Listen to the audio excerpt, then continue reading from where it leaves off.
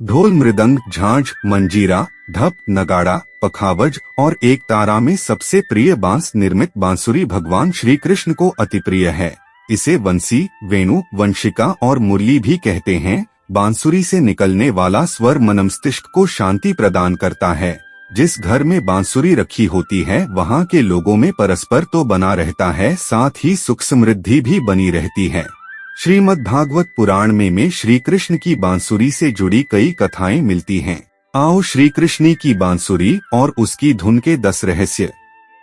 एक धनवा नाम का एक बंसी बेचने वाला श्री कृष्ण को बांसुरी देता है तो वे उस पर पहली बार मधुर धुन छोड़ते हैं, जिससे वह बंसी बेचने वाला मंत्रमुग्ध हो जाता है। उसी समय से श्री कृष्ण बांसुरी बजने वाले बन जाते हैं।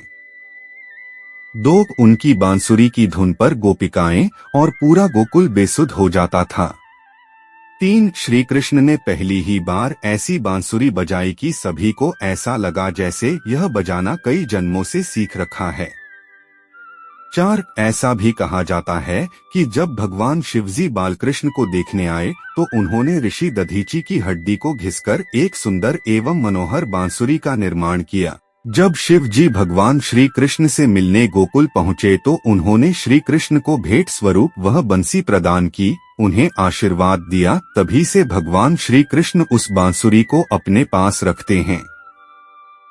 5 श्री कृष्ण जब राधा और गोपियों को छोड़कर जा रहे थे तब उस रात महारास हुआ और उसमें उन्होंने ऐसी बांसुरी बजाई थी कि सभी गोपिकाएं बेसुध हो गई थी।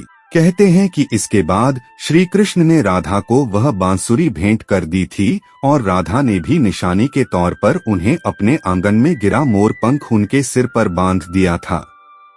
6 बांसुरी के संबंध में एक धार्मिक मान्यता है कि जब बांसुरी को हाथ में लेकर हिलाया जाता है तो बुरी आत्माएं दूर हो जाती हैं और जब इसे बजाया जाता है तो घरों में शुभ चुंबकीय प्रवाह का प्रवेश होता है। 7 श्री कृष्ण की बांसुरी सुनकर गायें लौट आती थीं। 8 राधा कुंड क्षेत्र श्री कृष्ण से पूर्व राक्षस अरिष्टासुर की नगरी अरीधवन थी। अरिष्टासुर से ब्रजवासी खासे तंग आ चुके थे, इस कारण श्री कृष्ण ने उसका वध कर दिया था। वध करने के बाद राधा जी ने बताया कि आपने गौवंश के रूप में उसका वध किया है, अतः आपको गौवंश हत्या का पाप लगेगा। यह सुनकर श्री कृष्ण ने अपनी बांसुरी से एक कुंड खोदा और उसमें स्नान किया। इस पर राधा जी ने भी बगल में अपने कंगन से एक दूसरा कुंड खोदा और उसमें स्नान किया।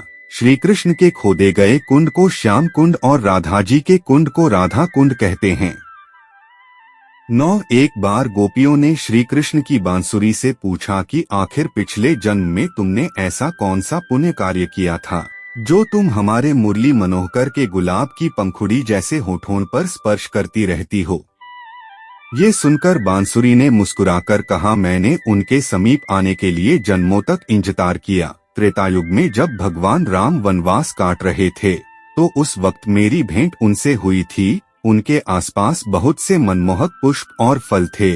उन पौधों की तुलना में मुझ में कोई विशेष गुण नहीं था, परंतु भगवान ने मुझे दूसरे पौधों की तरह ही महत्व दिया। उनके कोमल चरणों का स्पर्श पाकर मुझे प्रेम का अनुभव होता था।